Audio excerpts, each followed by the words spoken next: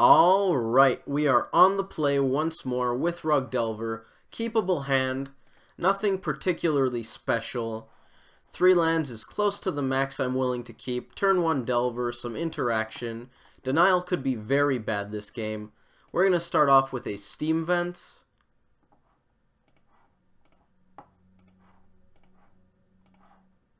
That is what I prefer when we have 3, because you can go Steam Vents, Island, Forest, take very little damage, have all of your colors, and do great things. That is a Glade Cover Scout. We are officially in full-on race mode. Do I actually want to offer the trade? We don't have another threat, but we could counter their next one, so I am going to offer the trade. Looks like they have another, but that's okay. We literally could not deal with that Glade Cover Scout, so our options were to counter all the enchantments they play and hope to race.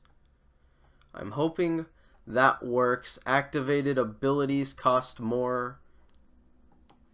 We don't have any of those besides fetch lands, and I'm quite content with going down to... Do I want double red? I think I'd rather have triple blue than double red here. Double red doesn't seem important against that deck. I could denial it.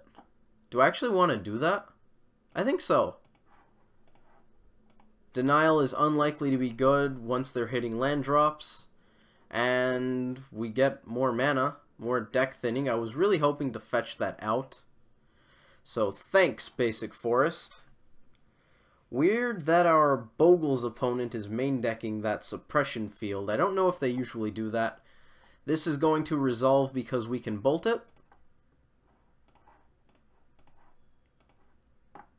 And we'll thin the deck. Stomping Ground? More green? May as well, I guess. Double red? Already gets double red. That's fine. Mandrills. Play the island, because why not? Do we want to keep things in here? I believe we do. We're going to tap 2 lands to hold up Mana Leak. And what are the 2 cards that stay? Probably Creature and Land playing around Traverse, or we leave in the instance for Snapcaster Mage. We're more likely to draw Traverse. It's also going to be really bad if it's bad, and Snapcaster has Mana Leak anyway, so let's leave a land and a Delver. We're most of the way there to having Delirium online, given that we have a Mana Leak in hand. Glade Cover Scout is going to get Mana Leaked. And we have a 5-turn clock. Hopefully they don't have another creature. Not yet, at least. Renegade. That's actually really good. Bogle's is another match where Narnum Renegade is good, assuming they don't have Umbras to cause their creatures to not die. I think we just play it out, because it's kind of unlikely that we find a fetch land in any sort of timely manner at this point. And it actually shortens our clock by a turn, I believe. That's fine and really disappointing. Can I have a bolt? Can I scour into a bolt? I can scour into a scour. Delirium's still not on. Do I want to scour again? Probably because we're doing nothing else if we don't. We'll use the green. How relevant is it? I don't think it is. We gotta pay blue anyways. Bolt! Hey! We got there. Swing with the team. Nice, nice. What did we mill? We milled many things. Yes, attack. End step, please. Thank you. We milled Visions, more land. Visions is how we hit Delirium. So we've dealt with 4 threats from them. Slippery Bogle, there's threat number 5. I think we just keep attacking here. Ethereal Armor is going to get scary, probably. But we're still just going to keep chugging. Spell Snare is at least okay. I think we attack with both because it's bad for them to block. They might get lifelink, but they might not. And if they don't have it, we present lethal. So, end step. Nice, they trade with Renegade. Bogle did die, right? Why didn't Bogle die? First strike! Oh dear. Guys, I did a bad thing. I didn't read. I was supposed to read. Oh, that's really bad. Although, it's not that bad because Renegade would have done actual nothing. We can't target the Bogle, so we can't bounce it. So I believe we have to just pass the turn. We might lose having dealt with 5 threats from the Bogle's player. 5 threats. Or is this the 5th threat that they produced? Yes, the 5th threat was what killed us. We dealt with the first 4. Path, I think we just go for Hexproof, because if we don't, we lose. So let's do it. Maybe they play some sort of 2-drop, or they attack, and we just draw reach. It's certainly a bad spot to be in when a large portion of your opponent's deck draws them lifelink. And they also draw into lethal with basically anything they want next turn. We're pretty close to dead. Delver, okay. Delver is a thing. It's a bad thing, but it's a thing.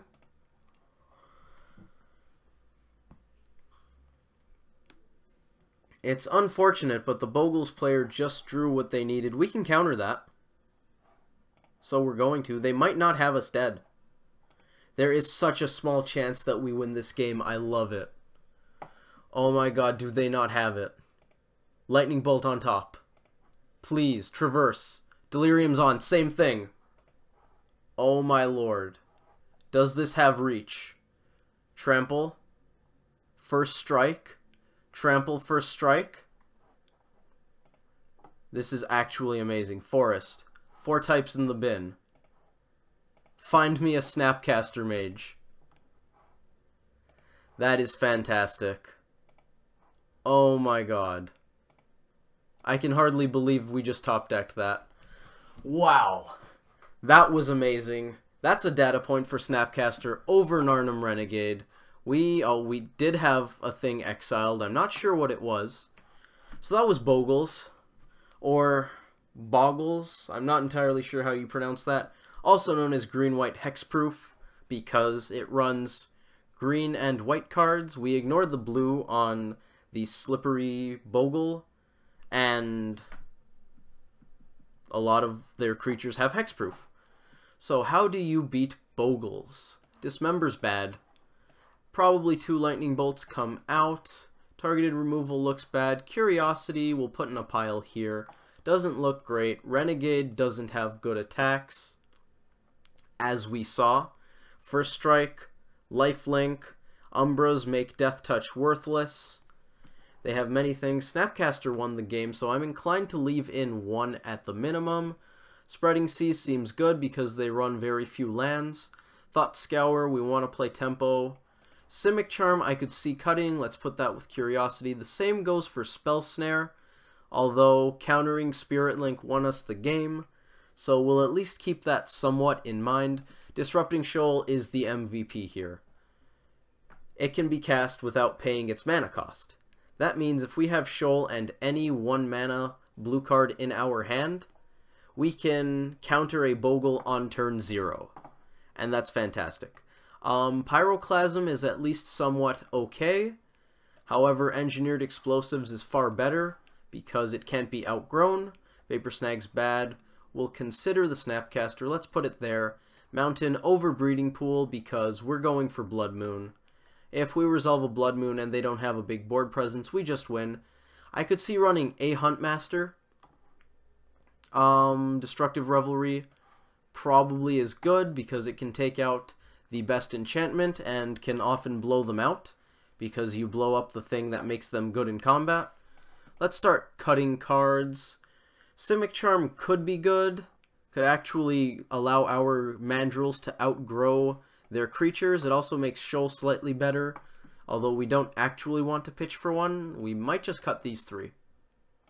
I don't think I want the second Snapcaster Mage. One is probably enough, or more than enough. Maybe we cut another Bolt. It really doesn't have a lot of targets. It's pure reach. Well, it also kills the Spirit Dancer. So you know what, let's just cut the Snare and the Huntmaster. I think we still have enough blue cards, because we really only care about the 1-mana ones, and we only cut 2 of them, so that's fine. We actually only cut 2 blue cards. We have 60, 3 seconds left, and we will join. On the draw with Rug Delver against Green-White Hexproof, also known as Bogles, up a game off of a sweet Traverse top deck. Reach is a good thing. Tempo decks like it. This hand has a decent clock in 2 Delvers, so I think we will keep it. I don't really want to mulligan digging for a Disrupting Shoal, or even digging for a Blood Moon. Seems at least somewhat wrong when we have a good clock already. I don't want to throw away a good clock for the potential to be able to counter their turn 1 play, which they don't always even have. This is a land that entered tapped. Because we have enough lands to not need to dig for more, we're going to lead on the pressure and not on the cantrip. Slippery Bogle, so it looks like they just top decked it. We won't reveal that, but I might want to draw it. Maybe we don't. Maybe we just Thought Scour. Maybe we don't do that either. We go Delver plus Visions. In which case I don't hate drawing the Goyf, but it's not going to do much. We'll still draw it though, because we're not really looking to go out of our way to not draw it. We're also going to attack. This looks like a good time to trade off their dude. They don't take it this game because, unlike last time, they don't have threats for days. And because we want more blue, we're going to fetch now. Also makes Serum Visions better. I'm looking to flip Delvers, so we're going to get rid of both of these and kick it back to them. They top decked a second land, which could be bad. Rest in Peace is going to make this Goyf awful, unless we draw a Destructive Revelry, but do we really want to use it on Rest in Peace? Oh yes, I want to reveal that. I even want to draw it. Let's play the fetch land, thin our deck a bit. Maybe we'll get the other island, in case we top deck Moon. 4 turn clock. 3 if they take any outside damage. Outside of aberrations, of course. Rancor is annoying, but we could deal with it permanently here. Actually, Rancor will be dealt with permanently due to Rest in Peace. I think we're going to save Mana Leak for something more pivotal. Reach sounds pretty pivotal. I was thinking something like Ethereal Armor. That would make their Bogle very large. But I'm pretty okay with countering that. It looks like they ran out the Rancor to try to get us to counter that instead of holding up Leak for the Umbra. Or maybe I'm just totally wrong. Who knows? I should pay attention to what lands are left in the deck because we have few. We'll get the island, and I'm actually just going to get this Thought Scour out of our hand. Mandrills is better. It's certainly not good, but it's better. Let's play this tapped and get in there.